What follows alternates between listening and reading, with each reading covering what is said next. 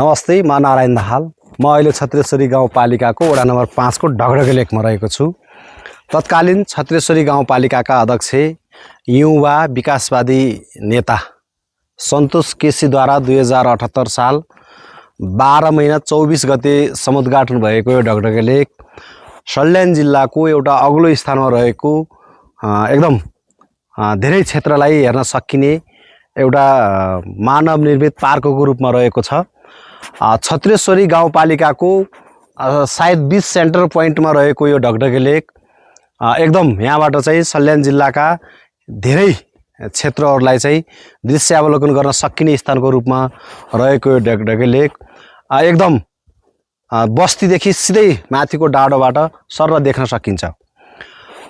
धार्मिक महत्त्वको हिसाबले सल्यान जिल्लाको छुट्टै एउटा पहिचान रहेको छ र सल्यान जिल्लालाई छत्रेश्वरी शक्तिपीठ, खैरबाङ माई भगवती, यसै थर्कोट लेक, तपाईको यो साउने पानी, कुमाक लेक र कुपिन्ने दहको एउटा छुट्टै सल्यान जिल्लाको पहिचान बोकेको क्षेत्रको रूपमा रहेको यो लेकको हामी चाहिँ छत्रेश्वरी शक्तिपीठको वारी रहेका छौँ। यो चाहिँ सल्यान जिल्लाको धार्मिक महत्त्व बोकेको छुट्टै महत्त्व बोकेको छत्रेश्वरी शक्तिपीठ, सतीदेवीको अङ्गपतन रहेको यो शक्तिपीठमा चाहिँ विभिन्न चाडपर्वहरू मेला लाग्ने गर्छ र यहाँ अहिले बढी चाहिँ शिवरात्रिमा मेला लाग्ने गर्छ। राप्ती लोकमा राजमार्ग अन्तर्गत दाङ रुकुम सडक खण्डको सँगै सटेको यो ढगढगे लेकबाट सल्यान जिल्लाका धेरै भूभागहरू हेर्न सकिने देखिन्छ र यो चाहिँ त्रिवेणी गाउँपालिका वडा नम्बर 1 को फालाबाङ एरिया रहेको छ। लुहाम दाङ सडक खण्ड अन्तर्गत मखन टाकुरी चाहिँ छोटो मार्गको रूपमा यही बाटो रहेको छ। यो चाहिँ 2224 राज्यकालमा शासन गरिने पुतली दरबार रहेको यो स्थान अहिले चाहिँ यहाँको बहु बस्ती चाहिँ बाक्लो बस्तीको रूपमा रहेको छ भने यो चाहिँ त्रिवेणी गाउँपालिका वडा नम्बर 3 को टोटकी एरिया रहेको छ। यो भन्दा उता चाहिँ तुलसीपुर उपमहानगरपालिका पर्छ भने यो चाहिँ त्रिवेणी गाउँपालिका वडा नम्बर 1 को गोगने, डाँडा कटेरी, गैरी कटेरी एरिया पर्छ भने उता चाहिँ दाङको बबई गाउँपालिका र शान्तिनगर गाउँपालिका पर्छ। यो अखेला लेक पर्छ रहेको छ। यसै गरी यो चाहिँ छत्रेश्वरी गाउँपालिकाको मुकाम भोटेचौर रहेको छ भने यो छत्रेश्वरी गाउँपालिकाको लान्ती बजार रहेको छ। लान्ती लेकपोखरा सडक खण्ड यही बाटो अन्तर्गत जाने गरेको छ र लेकका बस्तीहरू चाहिँ बिस्तारै सहरतिर केन्द्रित हुने क्रममा यो चाहिँ अहिले बस्ती विकासको रूपमा अगाडि बढिरहेको छ। यसै गरी यो चाहिँ पारीको शारदा नगरपालिका वडा नम्बर 1 को चैबाङ रहेको छ र राणा गाउँ पनि भन्ने गरिन्छ भने योभन्दा माथिको बस्ती खैराबाङ रहेको छ। सल्यान जिल्लाको सदरमुकाम चाहिँ यहाँ रहेको छ, खलङ्गा एरिया रहेको छ। यो सदरमुकाम रहेको छ भने यो पारी शारदा नगरपालिका वडा नम्बर 1 को लेक डाङ्ग्री एरिया रहेको छ भने पारी चाहिँ यो खामे लेक, यसै गरी बनगार कुपिने नगरपालिका, शारदा नगरपालिकाको सिमाना जैतपानी एरिया रहेको छ यो एरिया भने यता पारी चाहिँ सुर्खेतको मालारानी एरिया पर्छ। यो गुर्बाकोट नगरपालिका पर्छ भने यताको चाहिँ बनगार कुपिने नगरपालिकाको साबिकको निगालचुला, माछकाँडा गाविस र अहिलेको बनगार कुपिने नगरपालिका अन्तर्गतका बस्तीहरू रहेका छन्। यसै गरी चाहिँ यो चाहिँ शारदा नगरपालिका वडा नम्बर 13 को स्यानीखाल एरिया रहेको छ भने यो छत्रेश्वरी गाउँपालिका वडा नम्बर 6 को लेकपोखरा एरिया रहेको छ। यो चाहिँ माथि मणिमारे टावर पनि भनिन्छ, यो खर्सुवास लेक पनि भनिन्छ। यो पारी कोइला कपुरकोट कोइला खौला सडक खण्ड अन्तर्गतको झ्यामे एरिया रहेको छ। योबाट योभन्दा उता चाहिँ रोल्पाको त्रिवेणी गाउँपालिका को बस्तीहरू पर्दछ भने यो चाहिँ एकदम राम्रो सुन्दर फाँटको रूपमा रहेको छ, रमाइलो छ ठाउँ। यहाँहरू चाहिँ आएर गर्छ। के छ तिम्रो यो पहिलो पटक नै भयो यहाँ आएको हैन त र?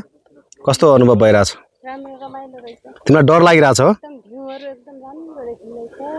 तिमीलाई यहाँको डर लागिरहेछ नि? यहाँको यो ए हेर्नु त सिधै कति मुनि छ हेर्नु त, यति तल छ। तिमी डराउँदैनौ? किन डर मान्दैनौ? यता यता यता त्यो लोटिन्छ ल। एकदम त्यो बाबुलाई सम्हाल है। रमाइलो छ।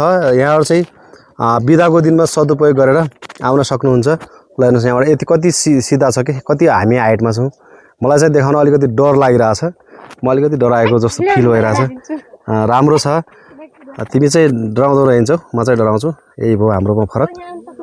मजाले त्यहाँ अलिकति आउन गाह्रो हुन्छ तिमीलाई चाहिँ के छ यो यस्तो दार्मा बनाउन सकिन्छ तिमी पनि दार्माको बासिन्दा भएको म पनि दार्माको बासिन्दा बनाए सकिन्छ होइन यस्तो ठाउँहरू बन्यो भने दार्मा पनि बनोस् र सल्यान जिल्लाको कपुरकोट गाउँपालिका का अध्यक्ष दुर्गा पुन त्रिवेणी गाउँपालिका अध्यक्ष खिम्बार रावत छत्रेश्वरी गाउँपालिका अध्यक्ष ओजबहादुर बुढाथोकी कालीमाटी गाउँपालिका अध्यक्ष दानबार केसी शारदा नगरपालिकाका मेयर प्रकाश भण्डारी यसै गरी बनगारको पिण्डे नगरपालिकाका प्रमुख मेयर कीर्तिबार बुढाथोकी सिद्धकुमा गाउँपालिकाका अध्यक्ष भरत गिरी बाक्सो नगरपालिकाका नगर प्रमुख जनकराज गौतम दार्मा गाउँपालिका अध्यक्ष निम्बार केसी र यसै कुमा गाउँपालिका अध्यक्ष मानवार बुढाथोकीलाई सल्यान जिल्ला प्राकृतिक रूपमा सुन्दर छ यसै गरी यहाँहरूले चाहिँ सल्यान जिल्लाको समग्र विकास सुशासनको पाटोमा चाहिँ यहाँहरूले अहम भूमिका खेल्नुहुनेछ यस्तै पर्यटन आन्तरिक पर्यटनहरू हुने ठाउँ एकदम नागरिकहरूले आफ्नो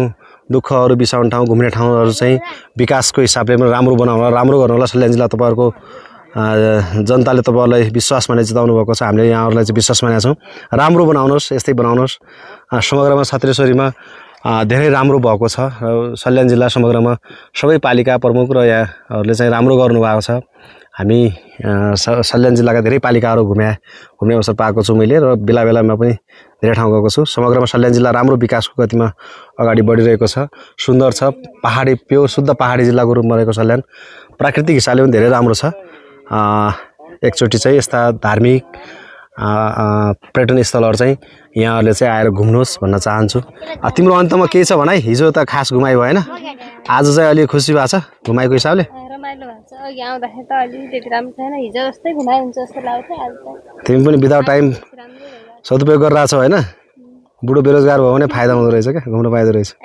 ल यो नै हो यो चाहिँ सुन्दर फाँट छ आउनुहोस् एकचोटि होइन ल हेर्नुहोस् यस्तो ठाउँबाट मैले तपाईँहरूलाई चाहिँ देखाइरहेको छु कस्तो ठाउँ छ होला मजा डराएको छु है ल हस् त धन्यवाद नमस्ते तिमी डराउँदैनौ तिमी खतरा जिएनजी हो नि त होइन बाबु ल